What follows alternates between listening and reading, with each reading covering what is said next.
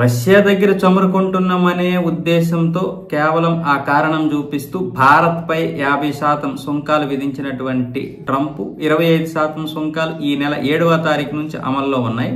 మరో 25% ఈ నెల 27వ తారీఖు నుంచి అమల్లోకి రానున్నాయి. అంటే ఈ మిగతా 25%కి ఒకవేళ డెడ్ లైన్ పొడిగించే అవకాశం ఏమైనా ఉందా అని అంతర్జాతీయ మీడియా అయితే ఆసక్తిగా ఎదురు చూస్తుంది.